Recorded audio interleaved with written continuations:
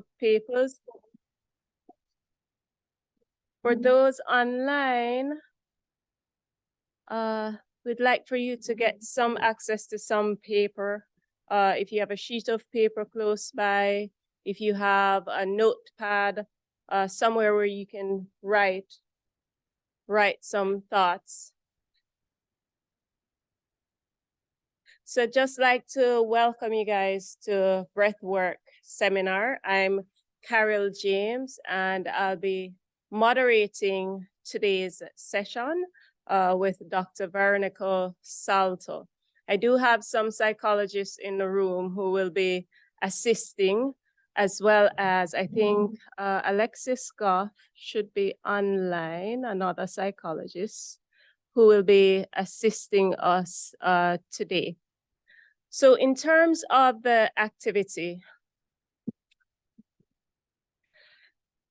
as we move from a meeting, as Dan mentioned, a meeting to this session, or as we move from a class to this session, or other duties or obligations to this session, there are times when it may be difficult for us to switch the focus. So what we would like for you guys to do, because we'd like your undivided attention so that you get the full experience, what we'd like for you guys to do is to document whatever thoughts are distracting for you at this moment on that sheet of paper. So whatever thoughts. So for those in the room, we'll be collecting it because you're gonna toss it out. Oh, if you need more paper, sure, we can provide that. And for those of you online, I'd recommend whatever you're writing it on, make sure that is something you can discard of.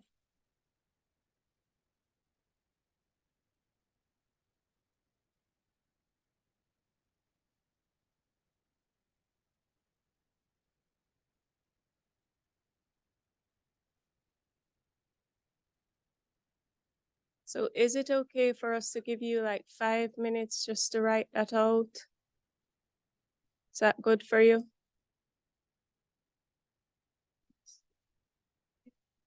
All right, 5 minutes.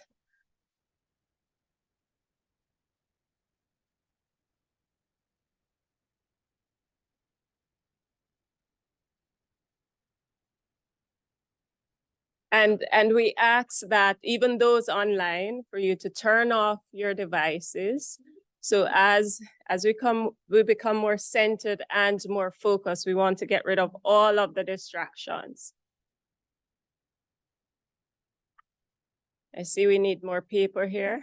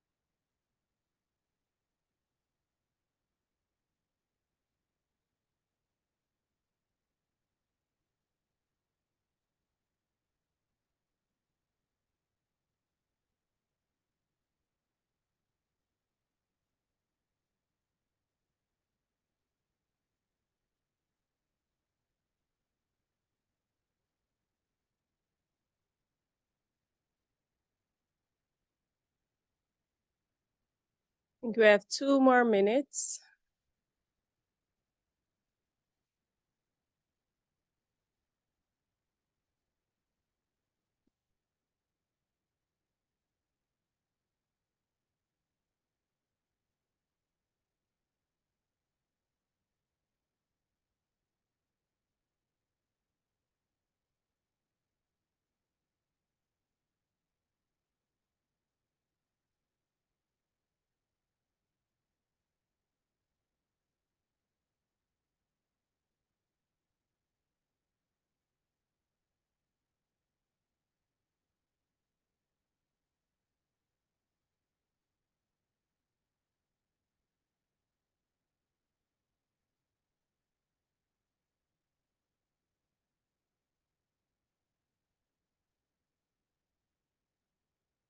1 more minute.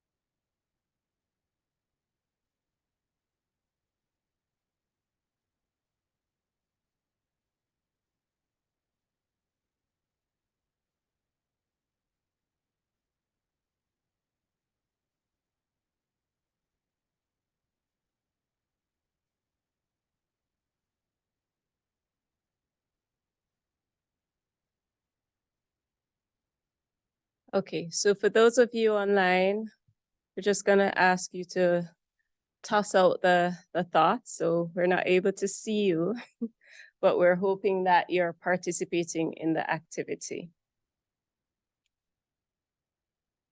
And so now that we've done that, we'd like for you to now move towards being in the zone. So this is pretty much what a lot of our athletes tend to do, to block out or shut off the noise that's in the background. I'd like for you to access your senses. So I'm hoping that you're in the present moment. You're hearing my voice. For those of you who are in the room, we're feeling the temperature of the AC. You're sitting on a chair. You're feeling the texture of the chair. You're feeling the ground beneath your feet. You are seeing me on the screen. All right. And I'd like to welcome Dr. Veronica Salto, who is a clinical psychologist and an expert in breathwork.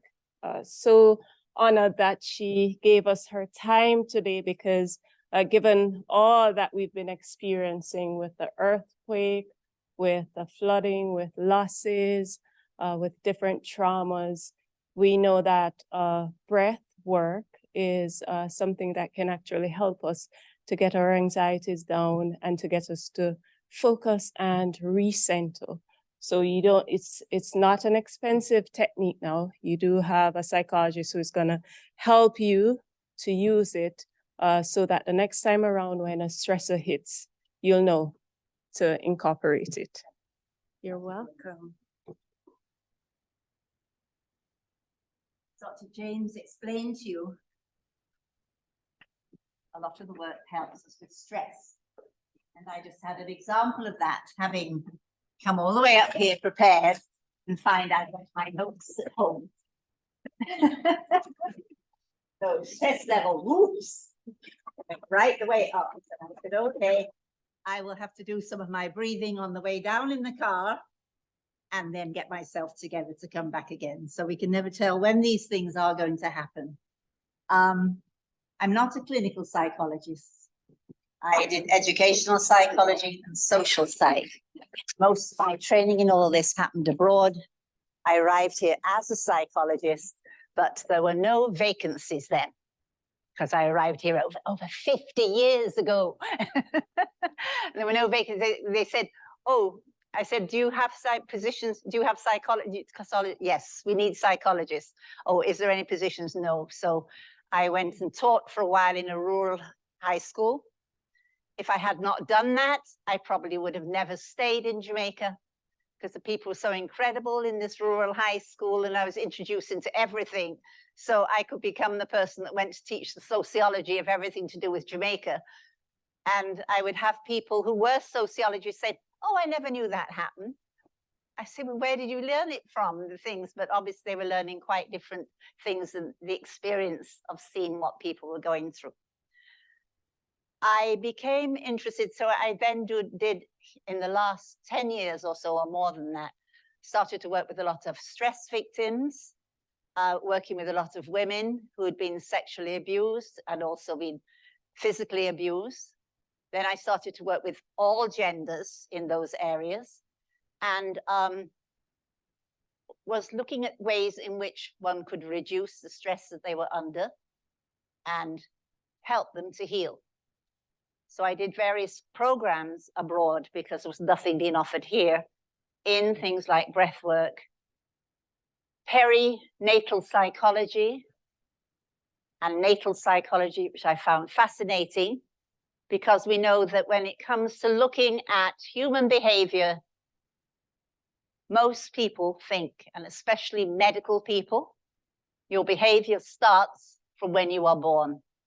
Your tabula rasa. Nothing happens, and even the baby themselves has no experiences of things. And with studying breath work and people who were extremely stressed, etc., we found more and more people, their problems started in the very early years of life and in the years before going to school, but very early in life when people said, oh, it didn't really bother them. Oh, they never noticed it. You would get doctors, for instance, who would circumcise a little boy's child and say, oh, he won't feel it. No anesthetic, no anything else. No, he won't feel it. People won't notice things. You had Dr. Spock saying, oh, no, let them cry. Let the babies cry. It makes them strong, teaches them discipline. And then you have the pioneers now that work in, and I hope some of you have read the works of Dr. Gabor, because he has got it all worked out of how it all happens. And he says himself, Dr. Gabor Mate, he was part of what happened in Germany in the Second World War. But he said, yes, these are traumas. These events are traumatic.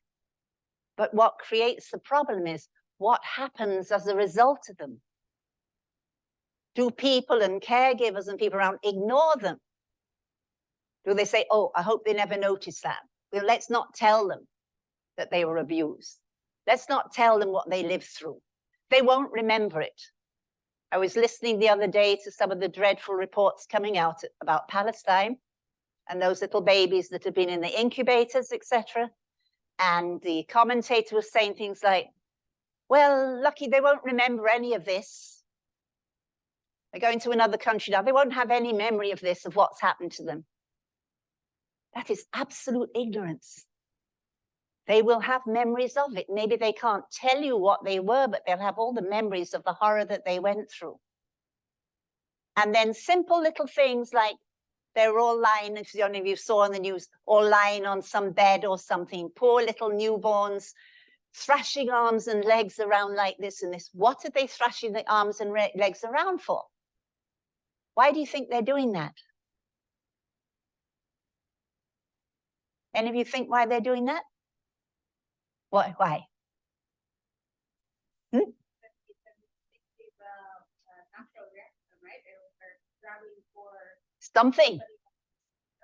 Something, grabbing for something. I'm arms and legs flailing. I don't know whether I'm in the middle of the universe and there's anything else out here at all. So what do you do when you see a baby like that? You put their arms and legs together and you wrap them around in something, your arms or something else, but let them put their arms and legs. Oh, I'm here. I'm safe. And you see all those little babies doing the same thing, thrashing around, not knowing where they are, pulled into the world and not knowing what's happening here, bright lights around them, no voice that they know, nothing like that. And I said to myself, there are all these traumatized women in the hospitals as well. Most of those babies had lost their mothers. If somebody thought the nurses are too busy, the doctors are too busy, they can't bother with that. If a few of the mothers or women or men or children picked up those babies and put them under their jalabia next to their own belly and held them there, those babies would calm down because they'd have human touch and a feeling that they were wanted and needed and not be so traumatized. Wouldn't cost them anything. Might even help as well, I'd say, the woman who did that for them, who held them there like that. They would calm down. They'd stop flashing their hands and be able to sleep maybe. But it's what's in people's heads and what they think. And if you think a baby doesn't feel anything, then you will act as if it doesn't feel anything. So that's taken us not necessarily away from what I'm going to talk about, but it's very, very important that we look and see that. And especially if you're training in psychology, because there's lots of psychologists are all in their head. They've never found where their hearts are.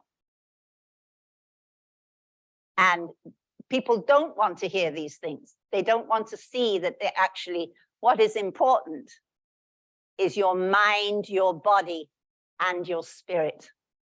And if those three are not being healed or worked on, you're not going to get anywhere.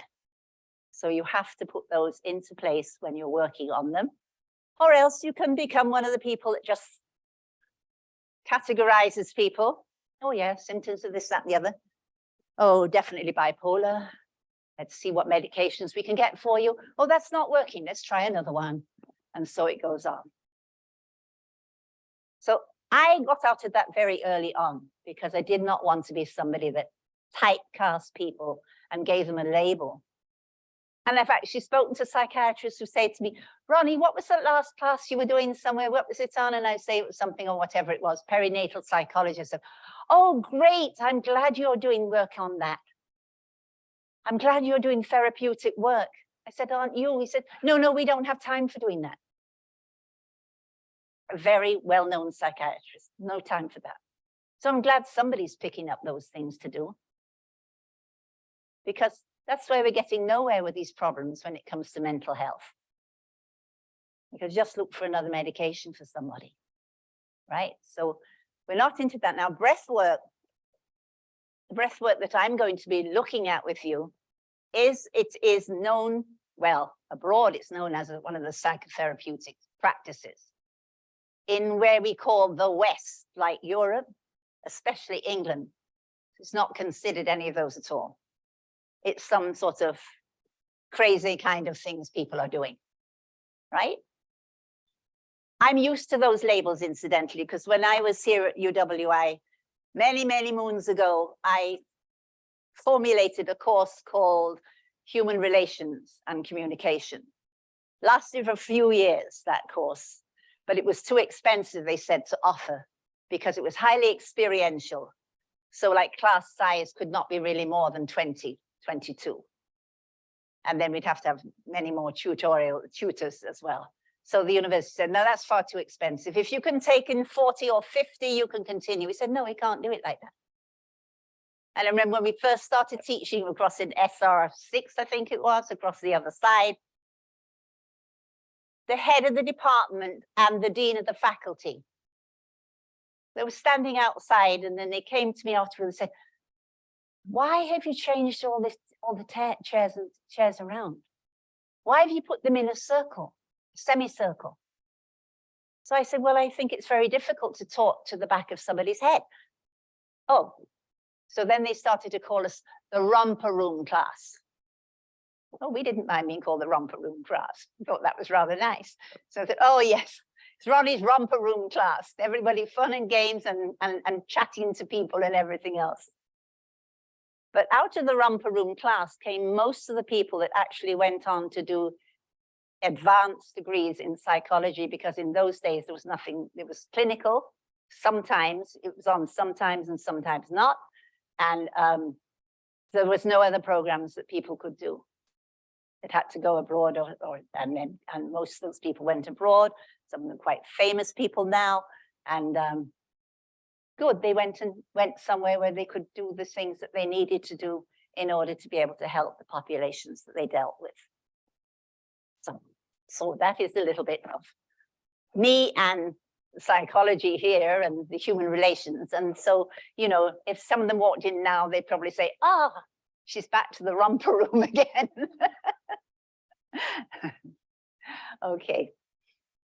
So I believe you left some things behind the questions or something. Isn't that what they left behind? Oh, okay. Okay. So it's not for me to read them. It's not reading your pervert mind. Okay. I won't be looking at that then. But does that make sense to you? And do feel free to ask anything if you can. I can either see if I can answer it or I can't, you know, or refer to you where we can find. So Karen, now when you go into the techie thing, then you now see me totally probably going to stress all over again. Unless your computer maybe could do this, put this on. Will you be able to put that on for me? Yeah. Is there any work being done on prenatal aspect. So Here in Jamaica? None of, yes. That's the perinatal psychology classes. There are 2 or 3 excellent programs abroad on that. There's lots of books written on it. And when you read it, you see that the life of the unborn child is amazing, you know. And I've seen things that have happened even with my own grandchildren, because that's been the time that I got into the perinatal stuff with them and stuff like that. And one of them swallowed a lot of fluid when she was born. She was a rush Caesar, and she swallowed a lot of fluid, and so they had to take her down and get that pumped out of her. And the nurses all thought I was wacko, and the doctor, because I said, can I go down with her? Because, you know, they were just carrying them down. They carry them over their arms like this down to the surgery. I said, can I take her down? They said, sure. And I started to talk to her and tell her what she's going for and why it has to happen. And it won't be all that nice, but when it's all finished, she'll come back up and join her sister and everything else. I knew full well she heard what I was saying, and my calmness probably helped her as well. The staff around probably just thought, it's another nutcase here, you know, but I don't care. It'd be a nutcase in that. And then a few years later, we were on the north coast somewhere, and there was a swimming pool that had a jet of water that came in this way over the top and down into the pool like this. This same little girl was now 4, I think, at the time. And we suddenly saw she was up to the pipe, inhaling and drinking, not drinking it like this, but with her mouth around it, going. And she started to turn different colors and everything else. And we had to actually get her down to Kingston, to the Children's Hospital, because to see if she needs to be pumped out again. I say, what on earth is all that about? Well, I had done this work, and what it was all about, it's called infibulation. It's that you attempt as a baby attempts to repeat things that have happened to try to make sense of them. She had this experience, but she did then, obviously taking a little bit of the fluid. She didn't say, oh yes, that's what happened when I was here, there and everywhere. It's just that she has some block in her that's saying that some trauma occurred at that time with this, and they start to repeat that again, just to see if they can now make sense of what actually happened. And that's the time again when you repeat again to her that, you know, that happened to you when you were born. And it's okay, you recovered from that. And you did, all the fluid left your body. So you were just trying to see what actually happened to you. And I tried to tell you, but you didn't listen to me. but that's it. And people don't know why children will do things like that. So it's very important that you do know. What field are you in? You're in psychology or you're in nursing? And you would like to do perinatal psychology? Well, there's a lot of interest in trauma. And so most of us, at least my colleagues there, we believe that trauma can start from in the womb, yes, during birth, and then of course the trauma that everybody else talks about. Just take the belief part out of it and know that that's when it starts there. Starts in the womb. Starts in the womb.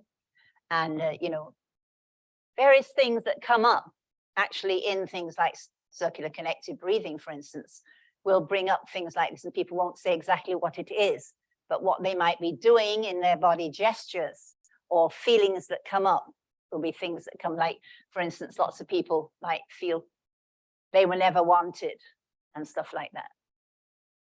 They're being chased. I've had clients that feel as if they're being chased. Something's around behind them all the time. These were babies who the mother tried to abort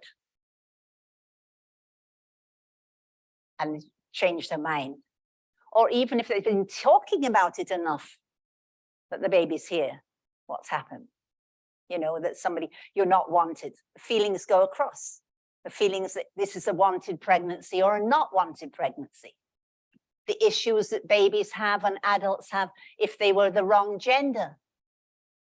Oh, everybody wanted a boy, and look, it's a girl that's turned up now.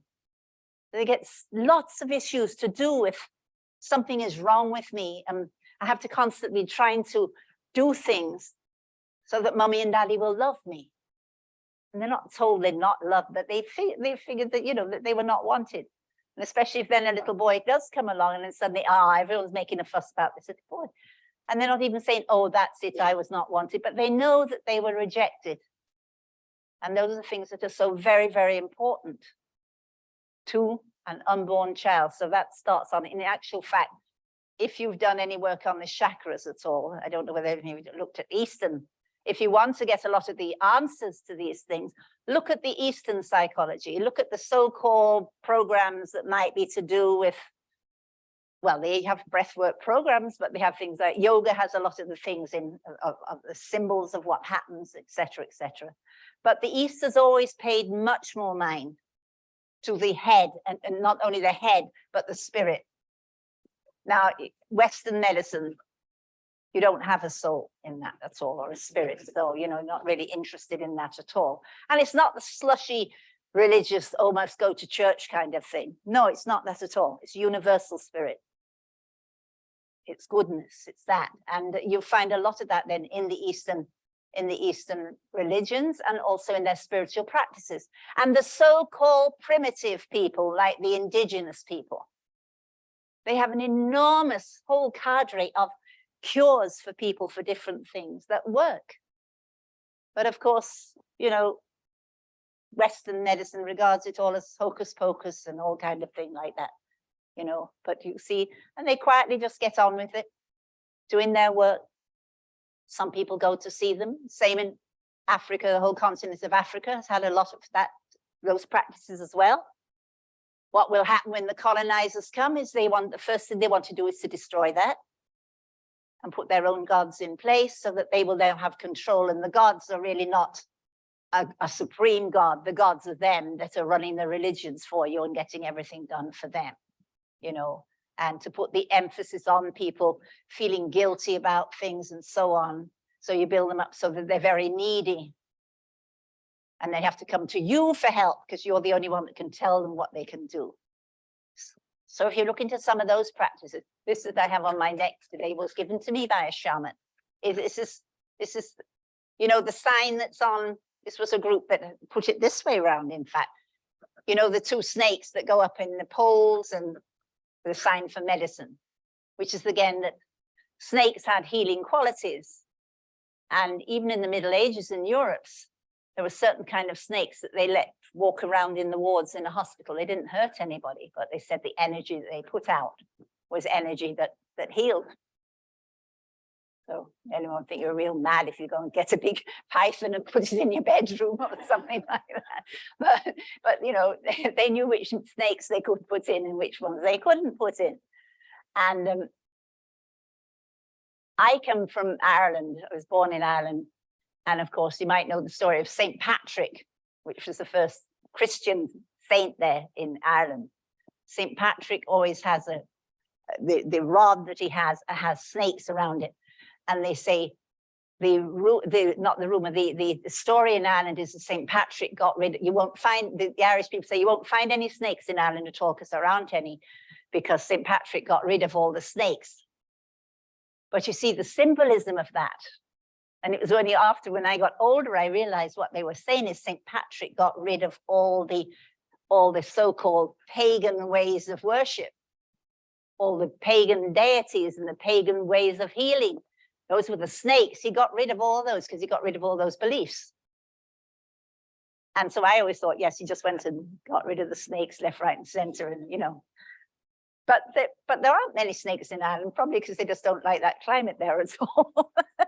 But you see how myths can come about as well like that. So there are a lot of things that we don't see as being healing. We're not saying all these things will work, but look in and see what will work and see what has been working.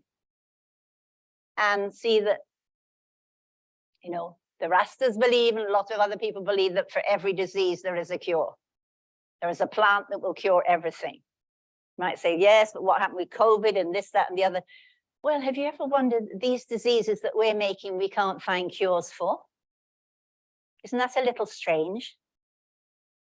Or is that as it would be? They've made the disease, but they didn't get an antidote for it.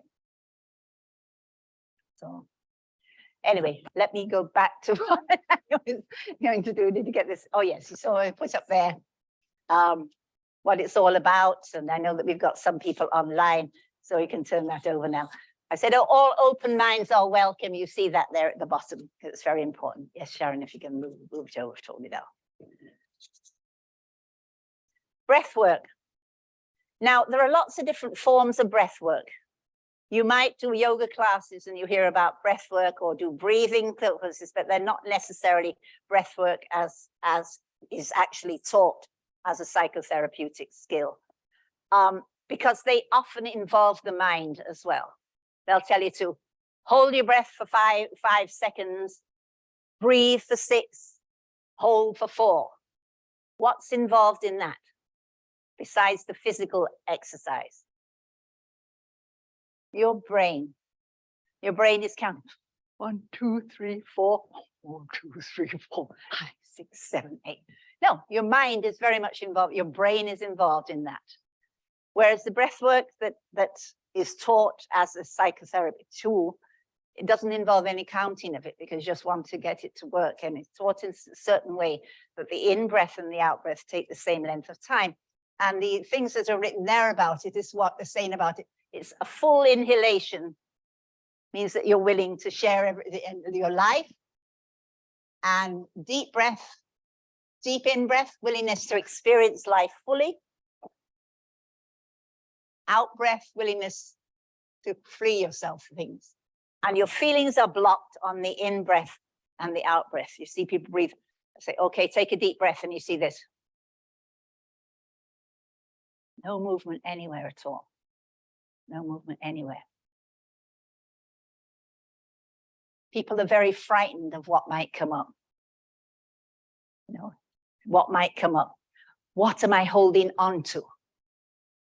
If it's something like something that happened when I was a baby, am I holding on to this? I don't want it to come up again. I was so frightened by it. You know, it's like you go along to a dentist and your mouth hurts, you go anywhere near the dentist again, the first thing that happens, you sit in the chair and everything tenses in your body, because you remember that first time. So you have to smooth it out and get over it like that, you know, because that is what is extremely important, that they do that. So we're going to concentrate on conscious connected breathing. Conscious, that you know what you're doing, but you're not counting it, that you are conscious. You might not stay conscious. Now I've lost my glasses now, did I? Probably. They're on a chain there somewhere. Doesn't matter. I can read it off the board there. Aha, I bought these yesterday, so I have a thing to put my glasses on. All right, so conscious connected breathing means that we have we know what we're doing, and it's a technique that will give you access to the patterns of suppression at a physical level. That means that what you do to suppress it. And often in breath work, people will go unconscious because what has started, they'll stop breathing and they're like in almost like a coma. I mean, you easily get them out of it, very easy. But what they have done then is that something came up, started to come up that they did not want to face. So you blank out, you become unconscious. And then you work with them. Because when these things come back up, they don't come back of saying, oh yes, I remember when it was absolutely awful. The feelings come up and they've gone. Person might start laughing their head off about something, crying copious buckets of tears and everything else. And they'll say at the end of the session, and you're there with them. And that's another thing that, of course, Western psychology doesn't agree with, that you might touch the client. So we have to say in the beginning, do you mind if I put a hand on you? And that's what it is, just something like that. But that's not allowed in Western psychology at all. The Americans got around that in a very good way. All the people that were doing Reiki and things like that and breath work, they ordained them as ministers. Ministers in the Reiki religion. And then so when they say, when somebody comes and says, listen, I hear that you were touching somebody, you put the hands on their shoulders to comfort them or something like this. And yes, I'm allowed to do it in my job because I'm a religious minister. Oh, I'm so sorry, because you know, you can touch somebody as a religious minister. It's a great idea. And I didn't realize so many of them were doing it until I'd get messages from friends of mine who have been doing it in America, who were American, and say things like, yes, I married a friend of mine last week. They came along, they wanted a ceremony. You married a friend of you? Yes, I'm a Reiki minister. But it was a clever way around it, really, and they couldn't stop them from doing that at all. But so sometimes it's very difficult. And I used to wonder why so many of the psychotherapists were almost cold. Somebody with their sobbing and crying and everything else. And the woman that taught me breathwork, she was just amazing because she didn't bother with anything like that at all. And people would cry and you get at them out, take them out and everything else. She would just enfold you in her arms like this, give you 2 or 3 shakes and put you down again, and then you'll be fine. And then afterwards you say, what was that about? They have no memory of it. You don't remember it. It came up and said, how do you feel? I feel peaceful. I feel fine. They don't say, oh my gosh, when that, no, it doesn't come back up again like that in a terrible horror story. So there's all that about it that's good. This is just some definite, next one, sorry, yes. They're used to clear up physical, mental, and emotional blocks or stresses.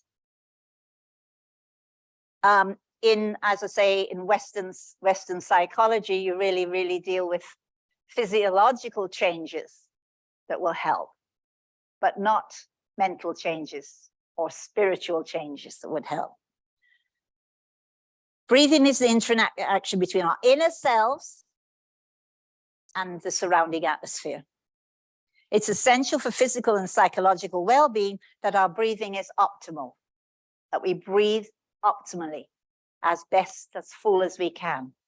And the more we can do that, the more we can, during the day, get rid of anything that stresses us during the day, or things that we remember that happened.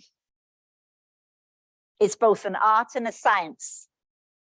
It's about surrendering to and trusting your own process. And a lot of people that are stressed out can't trust their own process. They've already been so traumatized in life, or told that they're so hopeless, or told that they're nobody, or come from a background of whatever, that they can't trust themselves at all. It's about letting go, releasing control, and getting the mind out of the way. And that's what I find fellow psychologists find the difficulty doing, getting their mind out of the process. They say, oh, I wonder what that happened about that. But to watch and observe what happens.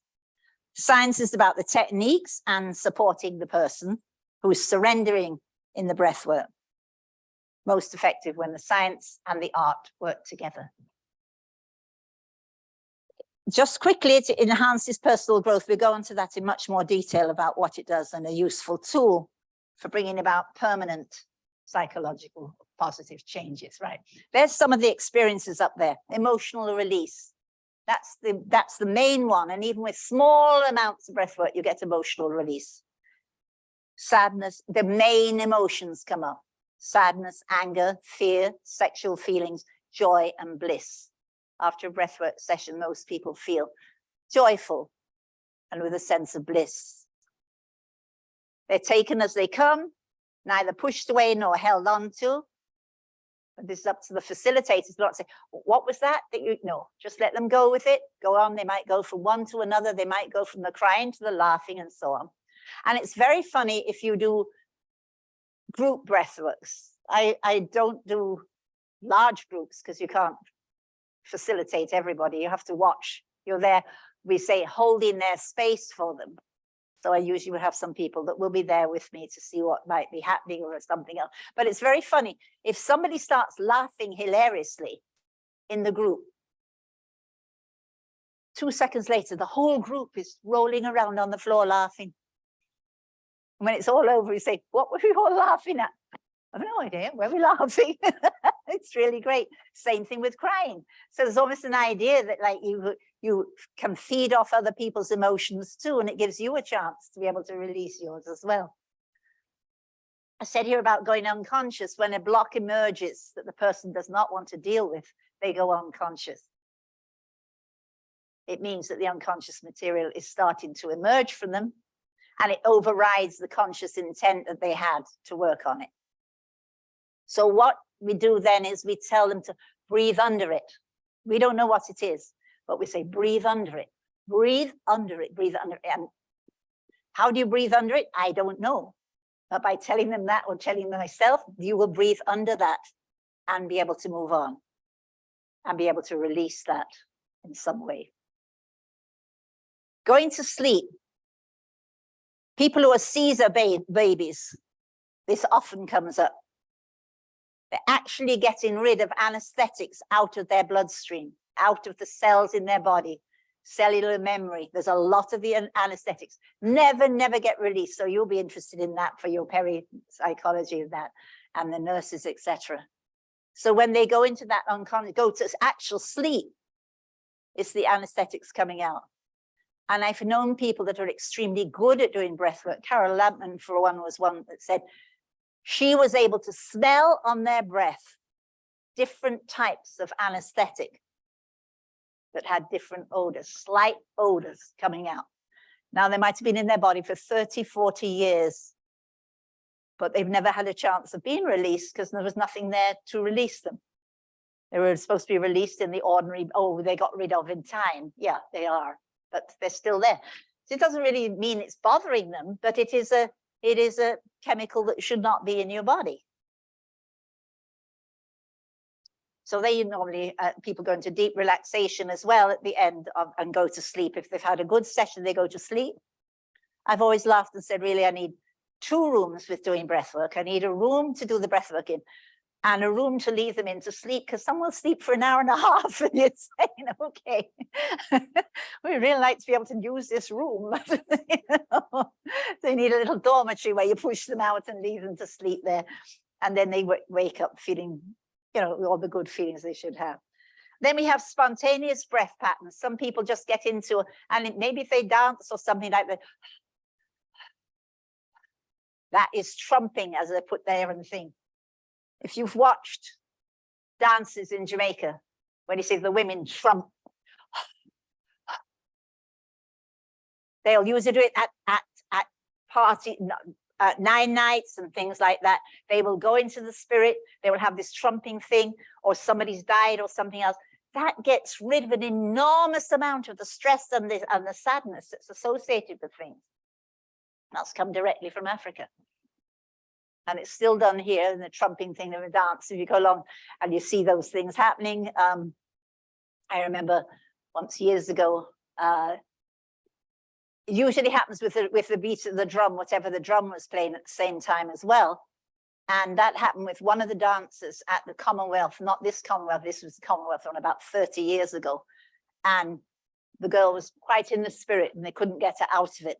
They had to take her around the back, and the drummers had to keep on drumming all different rhythms and things to get her out of it, because what put her in it is what took her out of it.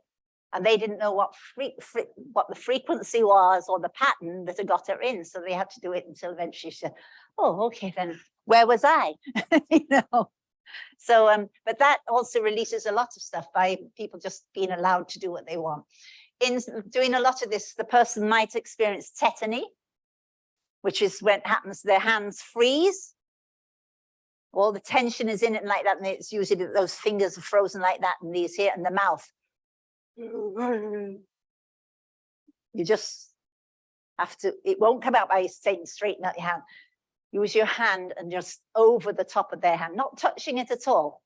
Just you're moving the energy away from around the top of it, like that, and the mouth like that. And then they just come round, or when they finish the breath work, there's no sign of it. They didn't even know they had it.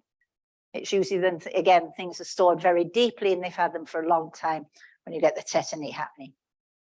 And then we also get, yes? For the spontaneous breath pattern, it has to be like something cultural or ritual, or it could be like, for example, if someone is working out and you have that constant breath, like, yeah, like their lifting can be like exercise, or it has to be like spiritual or cultural beliefs? Yes, yes, yes, it can be. Yeah, yeah. And you see, in our dream sequence, a lot of these things come out as well when we're asleep and dreaming and so on. And, you know, a lot of people don't want these things to come out. Now, the energy changes, the last one there is when the blocks dissolve. You usually get a lot of energy releases in the body when the blocks are being resolved. And it can be just before you come around, you can suddenly experience hearing lovely music playing. Beautiful music. And you're not high on anything either. It's not like you've been smoking several spliffs or anything. They say, oh, they hear this beautiful music. It's usually, it's not like acid rock. It's nice music, or it can be voices. It can be people talking. I remember hearing a long conversation going up with one of my breathwork sessions, very early on one. And we were lying down at the floor, and I heard these voices. I heard rattling of like spoons and knives and forks and things around, rattling around.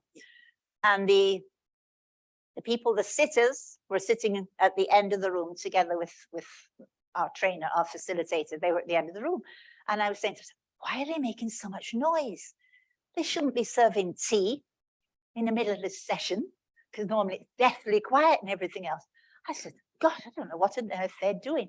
And when I was coming round, I went to look and see. I opened my eyes a little and I looked down and I saw them all sitting there in their line waiting like this. They weren't making all that noise. So I told Yvonne, who was our facilitator of the whole person there, and I told her what happened. She said, oh, yes, you just slipped into a different dimension. Just as easy as that. She said, oh, okay. So I must have stepped into Alice. Now you see, I'm saying you have to be able to be with people that you can tell these things to, or else they'll be taking you down to Ward 21. You know, so you can talk to things like that. I remember another time, so you can have some very funny things happen when you go into these states. And I remember once in a regression session, and we were looking at past lives, and 2 in my class had past lives in Egypt. Well, they would have regular past lives in Egypt. If you have people that you meet out and they want a past life, oh, they've usually been Cleopatra or Prince Anthony or somebody like that, you know. Those people don't come, you don't come back in a past life if you're ever at that level at all. You come back. So these 2 were in the kitchen. We'd have to clear away the dishes and everything else. And these 2 had both been in Egypt. And one said to the other, where were you? She said, oh, I was in the pyramid. I used to clean up in the pyramid. And the other one said, oh, she was outside, like in the grounds. She said, oh, I always wanted to be inside. She said, it wasn't all it was cracked up to be. I was just cleaning the floors. So it was so funny to hear this going on, saying, my gosh, it's a good job we're all studying this together, because, you know, we could all be locked away somewhere in a while. But yeah, she said, oh, it's not what it's cracked up to be at all. So those are some of the experiences. And this is the next one, is a list of all the benefits. As you see, a lot to do with getting rid of toxins from all the various places in the body.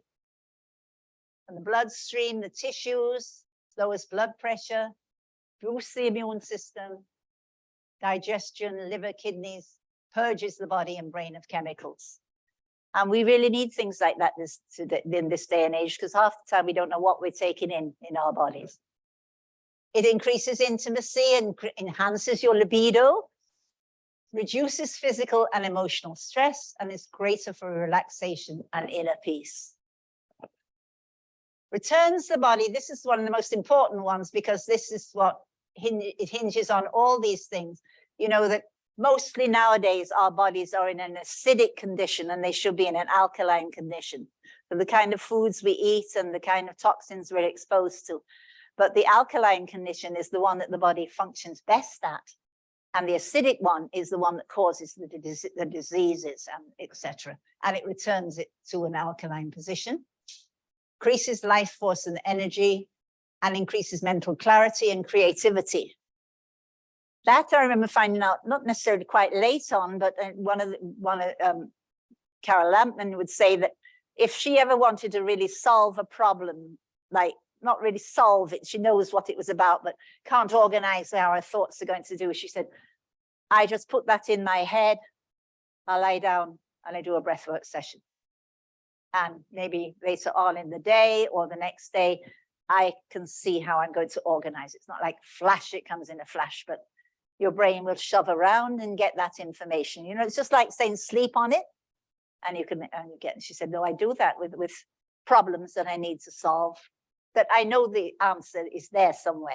So it's not going to help you to, you know, become a rocket scientist or something like that if you've got no experience on it, but it can help you in your own problems to get you into that state where you've gone into a super state of consciousness. That's what's happened to you. So you're not being distracted by the normal things, and you're not in an unconscious state either. And you can create new neural pathways for it as well. Okay. Now, this is the circular connected breathing. This is the breathing that I want to teach you about and get you to do.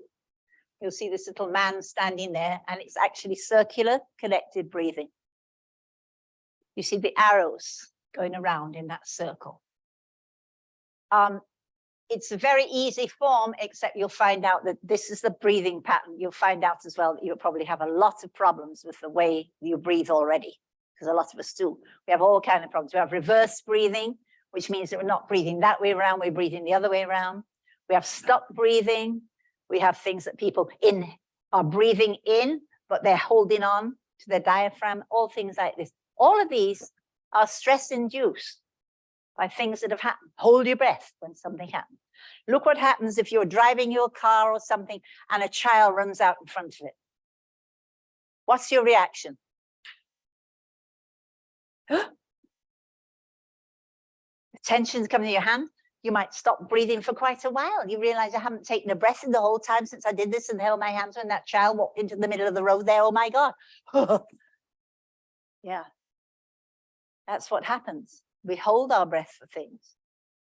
You go to the dentist, you hold your breath. You see people having babies, they hold their breath. Instead of all using all that energy they can to push the baby into the world, they're holding their breath. Mind you, it has a downside to it too, because I was breathing properly, having my babies, and the nurse said to me, "You're not even in labor. You're not coming into the labor ward or the delivery ward. You're not even in labor." She said, so I was still in my street clothes. My husband was there with a bag of clothes sitting behind that green curtain because he can't come in yet because I haven't gone into labor yet and everything else. And suddenly, she said, "Let me just examine you." And I see her eyes getting big. I said, "You see the head, don't you?" She said, "Yes, quickly, let's take off your clothes, quick, quick, quick, quick." Why? Because I was too calm. Because I was doing the yoga breathing. I was breathing and, you know, keeping in time with the contractions and breathing. It wasn't painful, but I could reduce the pain by using the breath properly, you know. So a lot of people don't believe that. So then if you go into a labor ward and if you want to get into the labor ward or into the delivery ward, you have to make a lot of noise. They say, "Oh yeah, she's in labor." But she's so quiet, she can't be in labor at all. She's just joking around, right? So let us have a practice at this now, this circular connected breathing. When I'm doing this with children, I explain to them about Thomas the Tank Engine, which was a story. Some of you might have seen it, but you're too old for this. But there was a little book about a little red engine, Thomas the Tank Engine, and all the other engines used to scoff and mock at him because he was little and he was squat, but he was very strong. And he would pull all the trains up the hills and things. And he'd have these sleek passenger ones that were just, you know, they were like the BMWs of the world, and they would sail by him, etc., etc. So Thomas the Tank Engine had these little pistons helping him to move. And he'd say, "I know I can, I know I must, I know I can, I know I must, I know I can." And Thomas was doing circular connected breathing. I'd tell that to the children. I know I can, I know I will, I know I can, I know I will. So circular connected breathing, you start the inhale from here. It doesn't go down that far, but if you think that far, it'll go down to the base of your lungs, the air will. So I want you first of all to release the air. You do this with an open mouth. Oh, am I in the way? See it Hmm? on the camera. Those Oh, online. oh, okay. I didn't know it was on the camera now.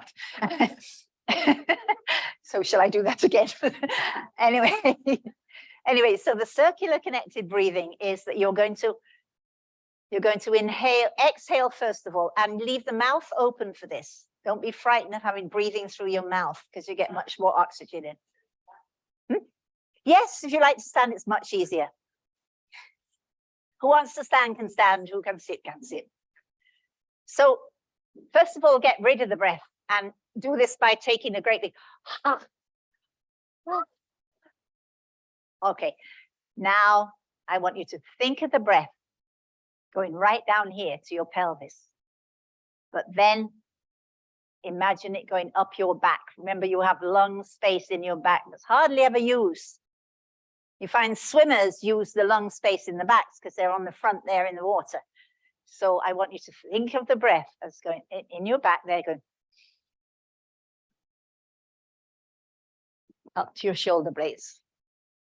Now you've got your mouth shut, so how can you breathe? Right. So keep your mouth open, take your in breath goes and take a little while getting used to it. You're going to go.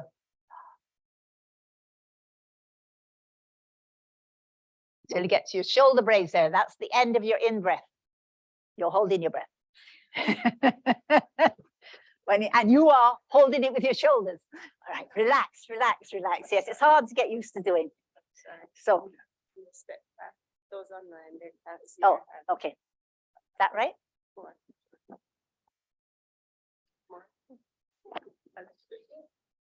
Oh, is that all right? Oh, yeah. Okay, so the in breath is that you're going to go as low as you can in your lungs.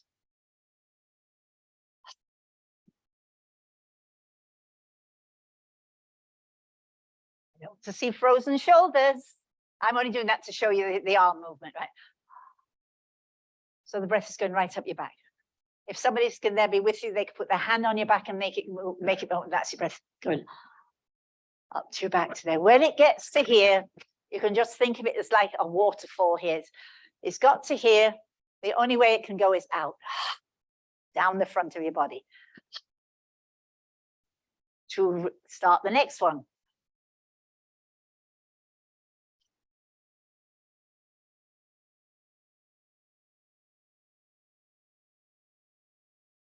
Takes a while to get used to doing it.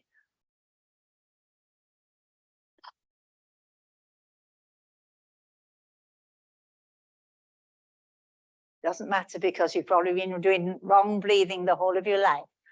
Because when things happen, we start to breathe incorrectly. And most of you, if you've been singing in the choirs at school, they say, take an in-breath and everyone goes,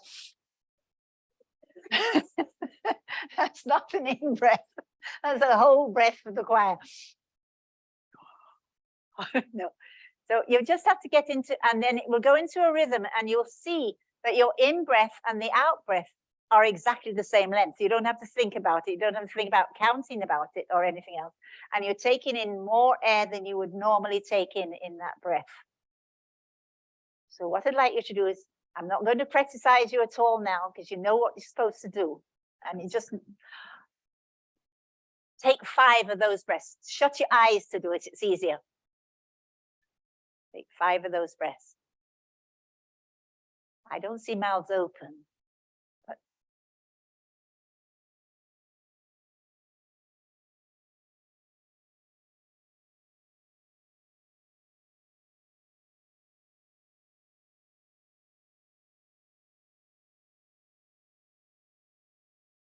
when you've done the 5, open your eyes.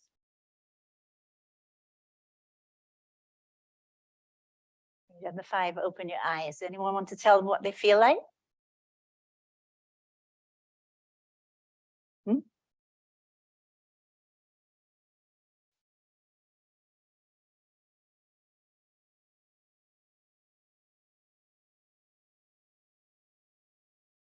What do you feel? Anyone want to say, huh? Dr. Salter, online has calmer. Yeah. Calmer. Online, yes. She's asking something? No, she's saying she feels calmer. Calmer. Very good. Yes. Yes. Anybody else feel calmer? Mm-hmm. Huh? Relaxed, yeah. Yeah, you feel looser, more relaxed. So next time you're going in to see a tutor or something's happening, or, you know, do that. Do that. Take it like, if, as I say, if something frightens you and the thing, that's me after I left the file and everything behind, I'm coming out and through the gates. All right, you better do it now. Do your breath now. Do it like that. Do it when anytime, but every time you think about how you're breathing, just breathe then.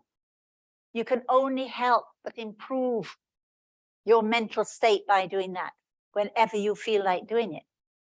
So like maybe sitting in a car, waiting in the traffic and everything else, instead of cussing everyone up, breathe. And when you're saying breathe, think down, breathe. I'm saying like this with the hands, breathe, because you're thinking of, you want to take the breath as low as you can. Not breathe up like this, no, breathe down with it and do it like this and do it. And if you can do 5 minutes of breath work like that a day, I guarantee you're going to improve not only your state of mind, but also your physical health.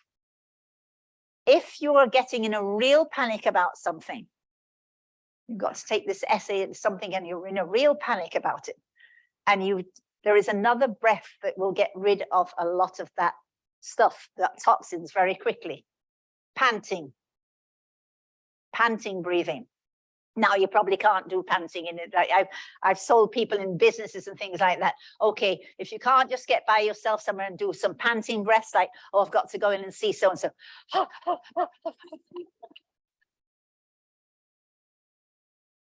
And then smile and you go in and you, yes, it clears up a lot more. It looks dreadful, but it clears up a lot of the toxins if you're doing panting breathing. So I remember this lady in an office, and I remember telling Mrs. James about it, and Dr. James about it. And I said, she said, no, but there's nowhere I could go. I said, open up your filing cabinet and stick your head in it. Yes, sir. But panting breath, like is saying something goes in the way of you, in front of the car or something like that. Get rid of that stuff immediately. You're watching a horror film and you feel everything tighten up inside you. Pant it out of you. And then do your breathing. And you will find in the end that you will be breathing like that normally. That will be your normal breathing pattern, which is how it should be.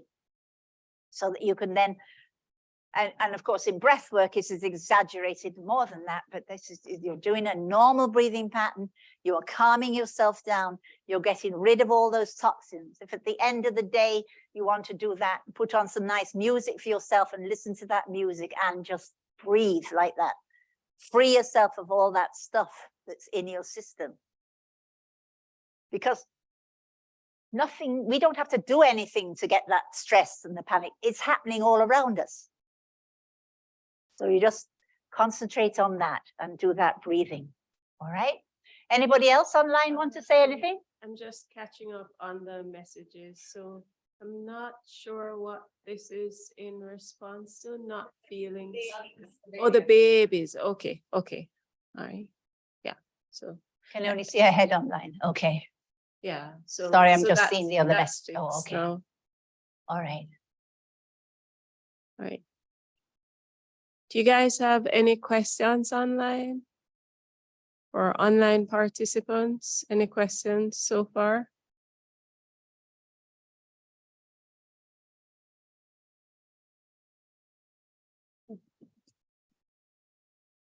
Is that simple enough that you understand that? Yeah. Thank you, Diane. And you feel calmer, all of you? You've gone into cold, you've gone into shock. In breathwork, that can happen as well when you're actually doing an actual set. You could either get very cold or very hot. So normally we keep a blanket with us or an ice thing. It depends on what is coming up. Because some people will go right back to birthing themselves. And that's another thing that happens with breathwork as well, is what we call rebirthing. And if you have had a difficult birth, you can rectify it. Yes. Okay. Okay. So I was going to see if at the end of the session, which will be what time? if you like, we could do a longish breath work thing at the end. How would you feel about that? It would be about 20 minutes, but with some of the elements of it in the thing itself to do, so that you can experience what it a little bit is like. Shanique has a comment. I believe I've been breathing in reverse all along. Yes, yes, Shanique, you probably have. Many of us are breathing in reverse, and they only find out with something like that is that they're breathing reverse breathing. Now you can imagine then the difficulties you have if you're reverse breathing, and how we can't get the full benefits out of it. The breath usually gets stuck here, can't move any further than here. Sometimes if some people even get stuck here in the throat, they're hardly breathing. Those people have probably had things in their life when they felt nobody wanted them to breathe. If you stop breathing, you're dead, right? Maybe things have happened that you are frightened to breathe about, and so on. And this is why it can uplift and get rid of these things that have been affecting you. And so that you can then start readjusting that you are a you are a beautiful person. And it doesn't matter if somebody didn't want you, we want you. And you want yourself too to be here. You're all doing something great with your lives, right? So it's a lot of the time people there have had feelings that they were unwanted. Maybe they were in the beginning, but maybe then after that they weren't any longer. But those feelings, nobody ever said, hey, you know, we didn't really want you as a little girl, but you're gorgeous. I'm glad you were a little girl. But they never hear that. They never hear it. They never hear that it was under dreadful conditions. They were born, everybody was poor, they had no money and everything else. We say, we really don't want a baby at this time. Well, that's what the baby hears. Sometimes I think I've got to get very small.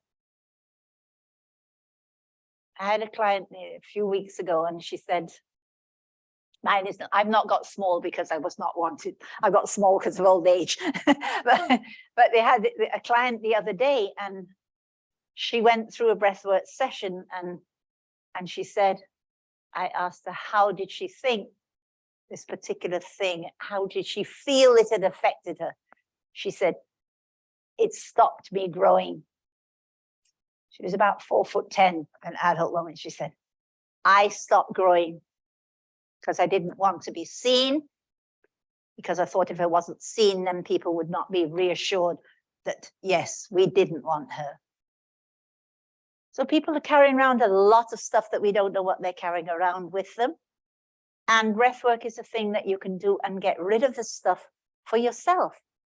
You don't have to go into really expensive psychotherapy and expensive doing anything else to do it, to get rid of it. You will find very few psychiatrists will tell you to go ahead and do breathwork. Very few. They probably just give you something to get rid of your anxiety. So think of yourself that you can heal with this from any problems that you have. You can get healing yourself from it. It's a self-heal program as well. And if you feel as if you need more help, then you can get more help as well at a deeper level, because you might need a whole program of different things that happen, right? But you can go along with that. Okay, any more questions there? So the next slide was just something, I don't know whether we should do that. Maybe just finish off these bits here and then we'll do the other one there. So you can turn the thing around. You can get all of this incidentally if you go online as well. You ask for circular connected breathing. If you want to find some really good things on YouTube, look for Carol Lampman. Carol, L-A-M-P-M-A-N. Carol Lampman. She has several different short things that you can look at and do. Exercises and stuff that you can do at home. And in fact, you can do this anywhere, breathwork. You can do it sitting in your car. You can do it anywhere you want to at all.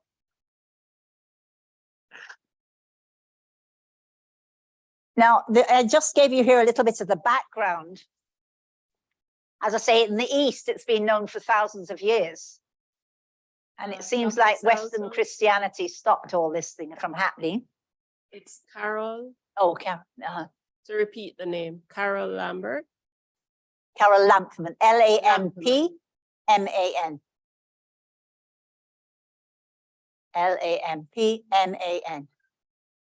Man, yeah. Man. Oh, Lampman. Yeah. She has a lot of excellent programs there. Yeah, so as I said, in the East, these and in so-called indigenous primitive societies, all these methods have been known for ages of things that you can do because they're very much more spiritually aware than we are. They see these links. And they've seen a recognition and a relationship between breathing and mental and emotional states, right? In the West, we have what that term tabula rasa, a clean slate. We are born with a clean slate and everything then gets written on us. No, that's false. We are born from the moment that we first are aware, which is actually quite soon after. It's long before the brain parts are formed that people have memories of things.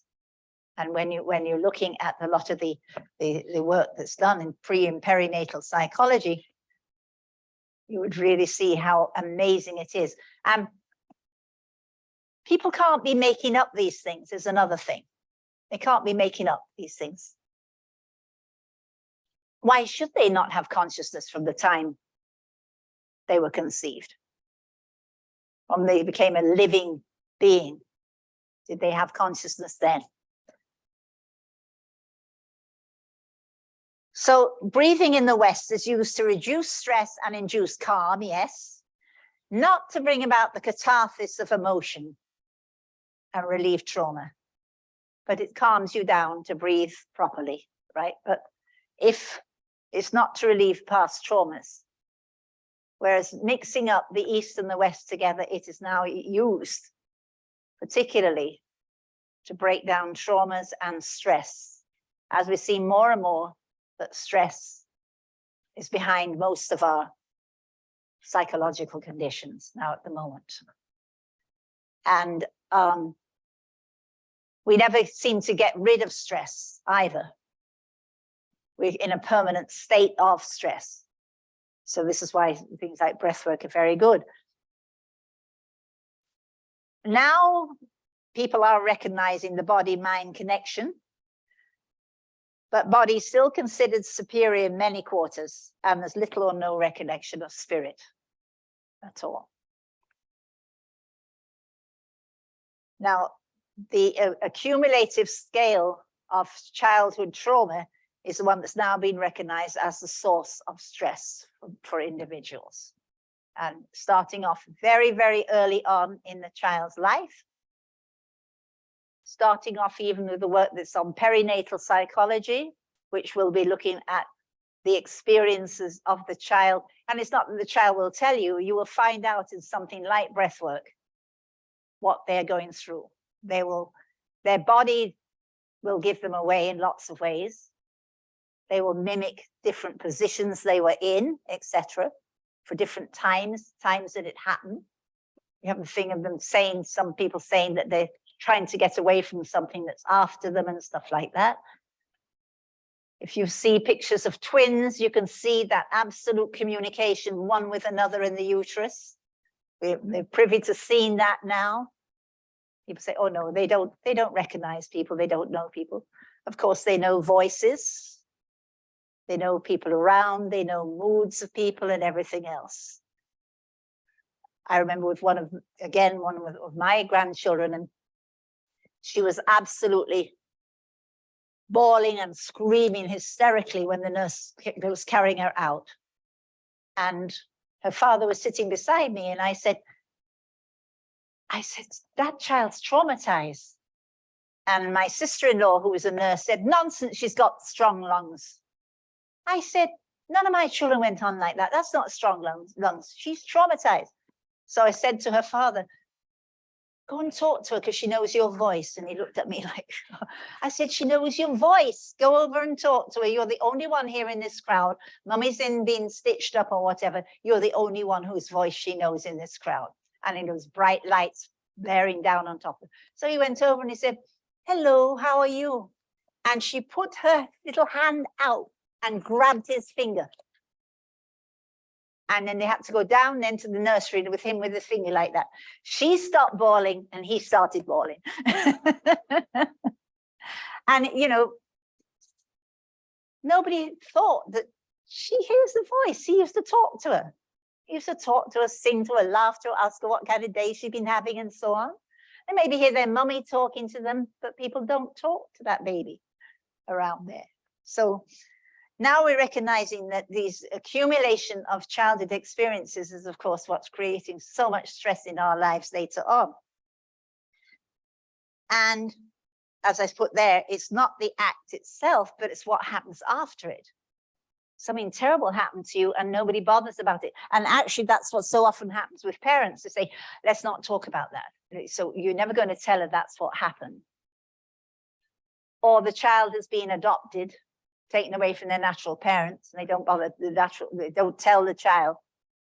But the child has heard all that going on, aware of it, but does not know to say, hey, I heard that conversation, but they get the feeling that they were shifted or moved or something happened to them. So you can really help and assist people to get rid of their stress and to get rid of your own stress in that way. I think now there's just the other one left, this slide, which is just going to give you a list of some of the people. Is it there somewhere? The next slide, if you have. The pioneers in breathwork. Yeah, Reich, you probably heard of Reich. Wilhelm Reich, psychiatrist, godfather, many therapies, Gestalt, primal, etc. He was chased out, in fact, of Nazi Germany. He ended up in the States, and in the States, they burnt all his books. They said they were heretic and, you know, satanic and balderdash and disgrace to the psychiatric profession, and they burnt them all.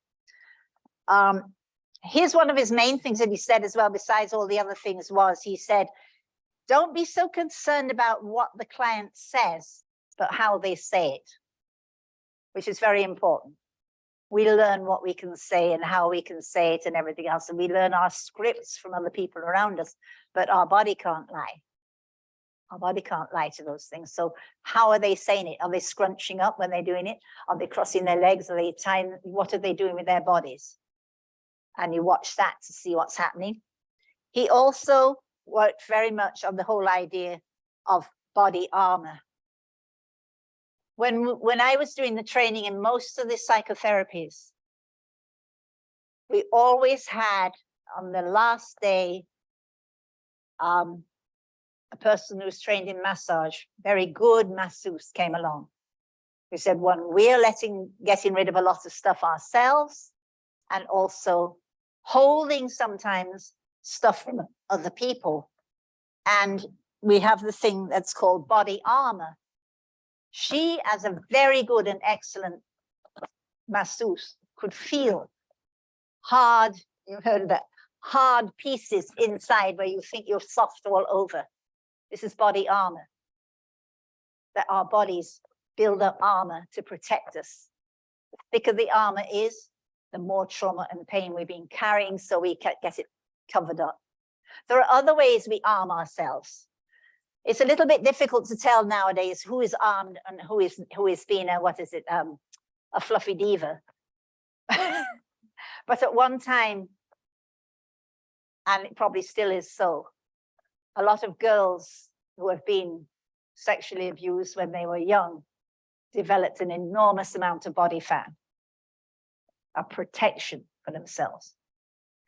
You know, so you get more body fat around you, so nobody can get to who is the real you inside you, even though they have been hurt and they've been abused and everything else. But there's body armor, which is actually almost hard plates that form, that can be reduced with a lot of massage if the person is willing to get rid of them. They got to be willing to give up the body armor, willing to go on with their healing and see it's not needed anymore. What caused and created that is not around you anymore. It's over and done with. See, a lot of people revisit their traumas every day by bringing them up, bringing them into their conscious thought, thinking about them and going over and over and over again. Then it's right there in the present. So there's been ways in which, and again, Reich did a lot on body armor and getting rid of body armor, working with breathing to get rid of these, moving these blocks away. Or he was very much disapproved by medical doctors. He found out and discovered in warm baths how it would bring back pre and perinatal experiences of the birthing itself in a certain temperature of water. So he started then developing different techniques. And so there are two main ways if we're doing the courses of breath work. You can either do wet breath work or dry breath work. A wet breath work is done in something like a pool or something like that. And dry breath work is done on land, as it were. And they are very, very, very, they actually accelerate completely the whole breathwork experience. And then Stanislav Grof, who again was not favored because he did a lot of LSD work. When I first went to university in England in the psychology department, they did a lot of LSD experiments. It was allowed, etc., to do. I didn't experiment and do anything in one of their experiments because I was scared of it, very much scared of it. They didn't know much about it at that time. But there was a guy in our year in the final exams. He did a lot of the work with them and also took it by himself. And remember in the final exam, he kept on putting his hand up for more paper. And it kept on coming with more paper. And I say, my God, what is he writing about? I'm hardly been able to, geez, you could just see his hand out of the corner of my eye doing this and everything. And he came out and told us all the things that he'd written about. I said, jeez, that's amazing. You were doing. And about half an hour later, he was called to the dean's office. After him telling us all these wonderful things that he'd written down on the paper, he had written his name over and over and over and over again on the exam paper. All these brilliant ideas that he told us that he was thinking about, he had them certainly in his head, but they didn't get from his head onto the paper. And it's like Joe Brown, Joe Brown, Joe Brown, Joe Brown, Joe Brown. Oh, more paper.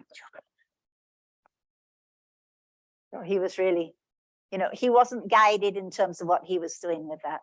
But Grof was involved in quite a lot of very, very deep and serious experiments. He's written about 10 excellent books as well on the work that he's actually done. And one of his actual things about breathwork is he developed what is known as holotropic breathwork. I've participated in holotropic breathwork sessions. They're absolutely incredible. You use music with them at the same time. So they go on normally for about 3 hours. You wear a mask, so you're blocking out everything except the sound in you. So you have, and they have highly thing, and they set the music so it goes through different phases and stages of the music. No words in it.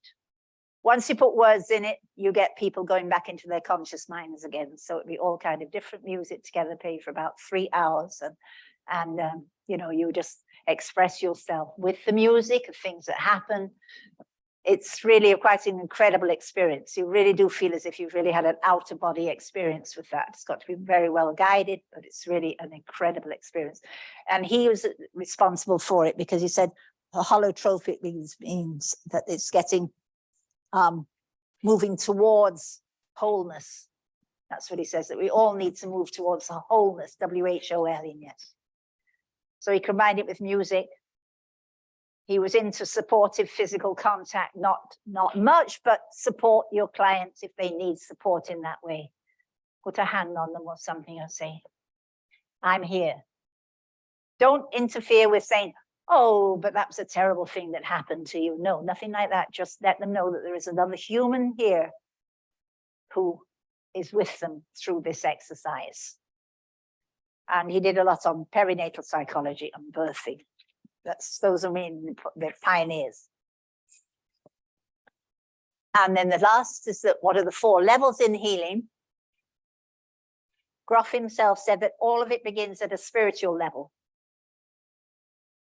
If it's left unhealed at a spiritual level, it'll go on and manifest in the other levels, which is, first of all, you have a belief about something, like I'm no good, or I wasn't wanted, or something, and you have some proof or something to prove it to you.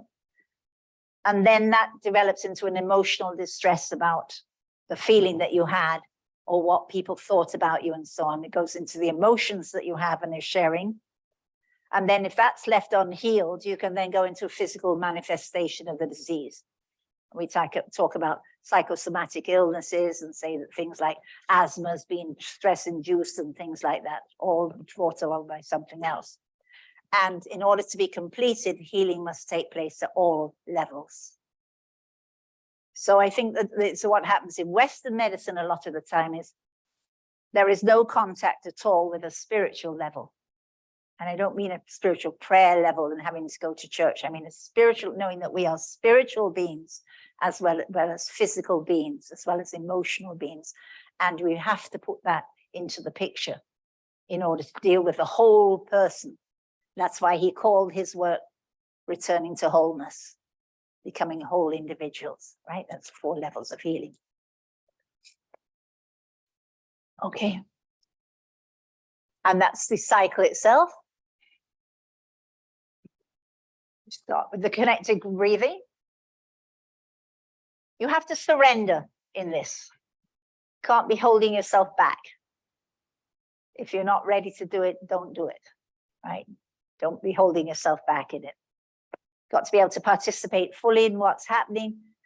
So you've got to have confidence and trust in who you're doing it with, right? In the beginning. And you can do it by yourself. You can go with the books and things and do it by yourself and see what the exercise is. And I would recommend any of you to do that, what you know what this is now, and do it. And it'll help you in so many different ways. So you give up the struggle about trying, see, so many times, as you say, we struggle to keep these things hidden. We don't want other people to know about them, and we don't want ourselves to know about some of the things that have happened to us. And as Groff said, it takes a lot of energy to keep things hidden. You know, it's almost like you tell a lie and you have to tell so many other lies in order to cover up those lies and everything else. Same kind of thing. You try to hide something from yourself, and to hide it from yourself, it's going to take a lot of effort, a lot of psychological effort to keep it hidden and to keep it suppressed. And you accept all parts of yourself, all 4 of them. You do the breath therapy in full awareness. Even though you might go unconscious, you're fully aware of what you're doing. And then in the end, you have integration, which leads to an acceptance of whatever's happened, and accepting yourself, which is the main thing, right? So that's the cycle of that. Now, how do you feel about, are you willing to go ahead with the 20-minute breathwork thing? Okay, if you don't feel like doing it, then I would prefer that you didn't stay here as observers if you don't want to do it. Because that makes the whole thing to, okay, I'll watch what the others are doing. No. If you want to do it, please stay. Or if you've got some questions you want to ask now, feel free to ask them. And if you don't want to do the breath work and you're not ready to do it yet, that's fine. But let other people do it if they want to, okay? And if you want later on at some other time, if you'd like to do some breath work, I'm quite willing to come back again. One time I used to do it in some schools and programs with students as well, because, you know, getting into exams and things like that. I used to take when my grandchildren were doing their common entrance, so to have them for common entrance ones and breath work. And it really helped them, actually. It helped them to be able to get rid of that stress, because, you know, you put those children under such dreadful stress to have to pass those exams and everything else, and they take away all the fun out of life, you know, but a lot of them used to enjoy it very much. Okay. So are there any questions anyone wants to ask first? And is there any, if anyone wants to disappear out, they can. Okay. Thank you for coming. Okay.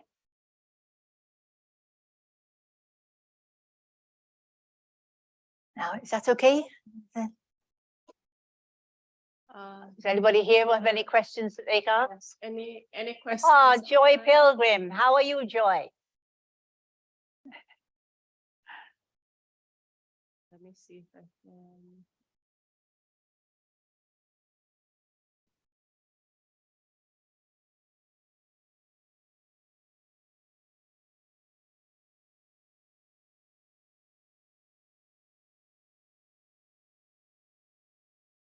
Do you have any questions online?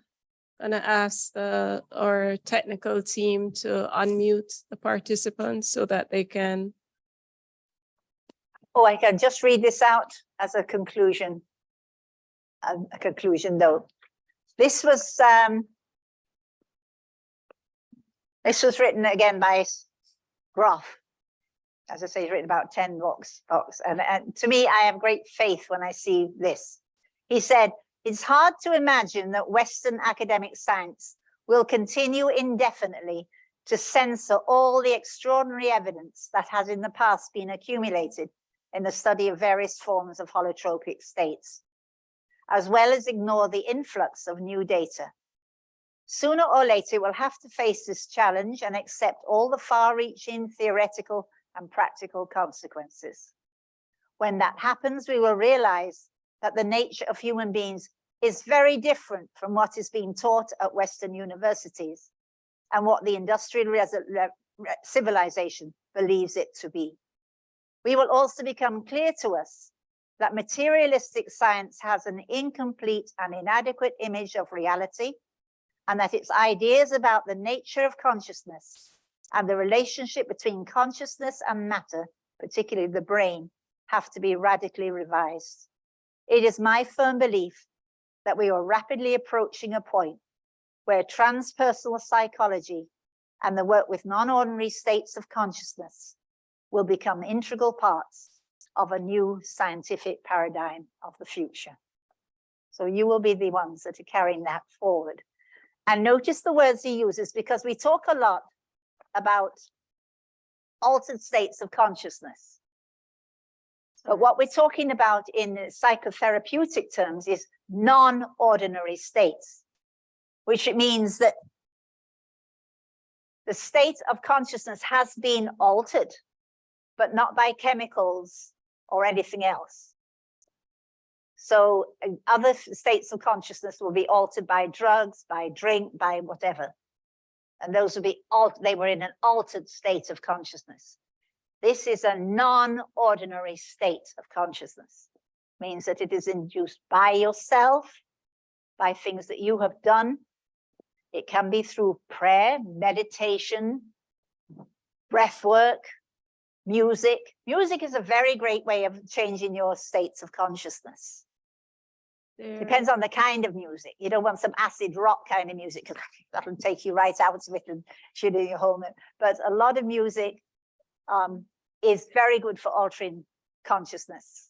There's a question here, Dr. Salto. Yeah. You use the word toxin a few times that we need to remove. What do you mean by this?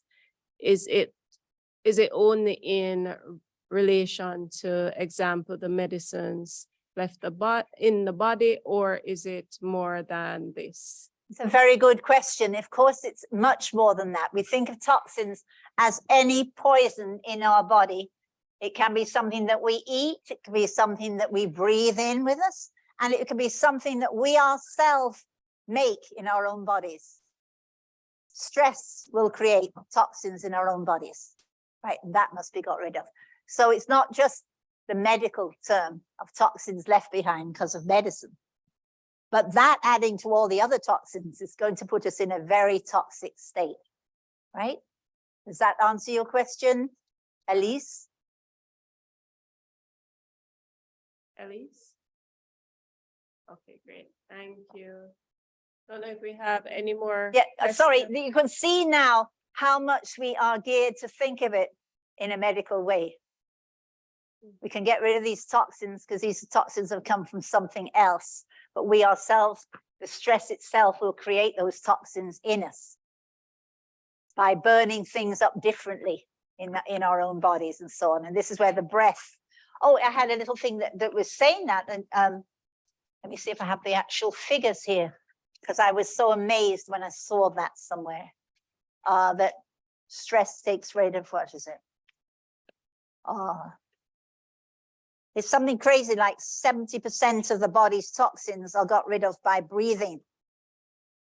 There's a little piece of paper there that written on. Wish I could find it because it was so important. Okay, and while you're looking for that, Dr. Salvi, Yeah. so in the next few minutes, we can open the floor for questions. If you have any questions online or in person. 4%. Yes, it's something about 70% of the toxins are removed by our breathing. 4% from feces, 7% from urine, and from what? 20% from skin. Yeah, and the rest from breath. So it removes most of it from the breath.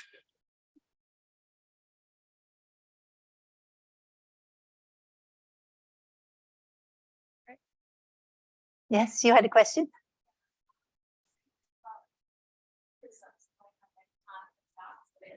If what, sorry?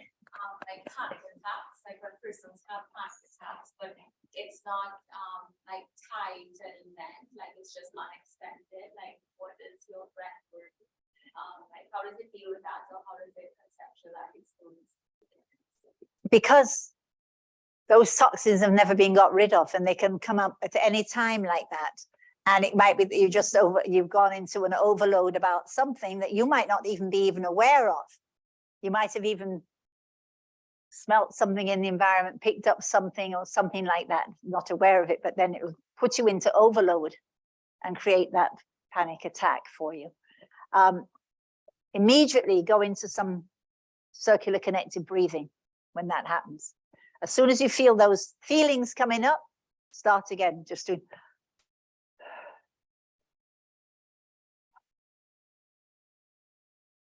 And recognize where the tension is. Somebody said they thought they were a reverse breather.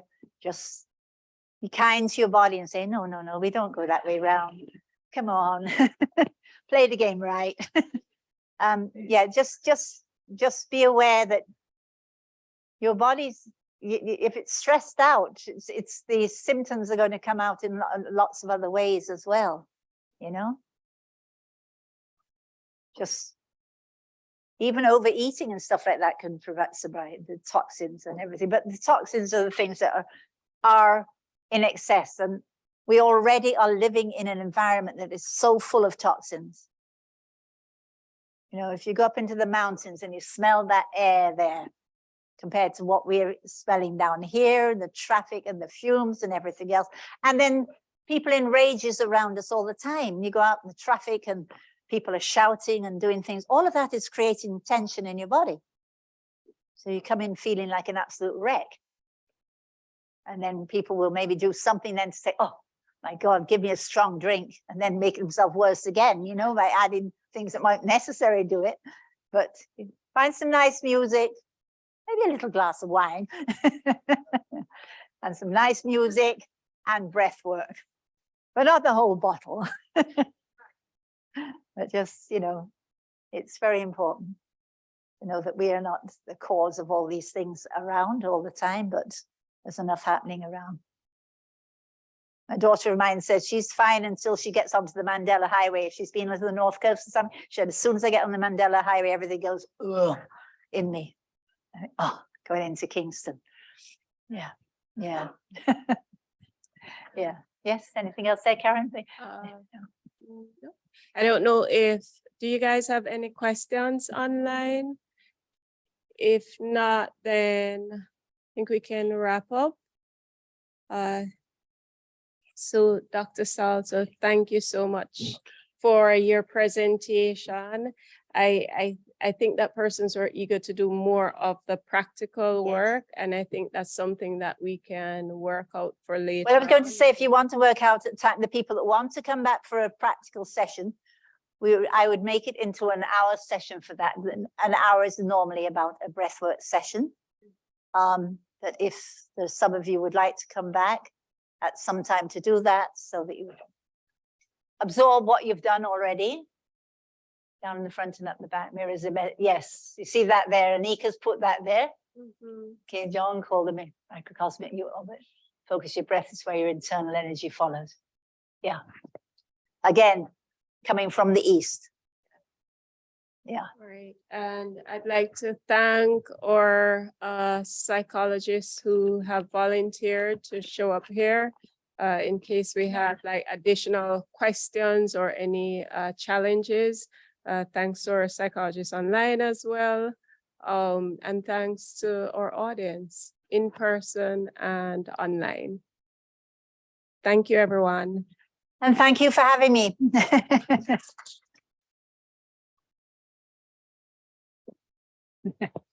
Thank you.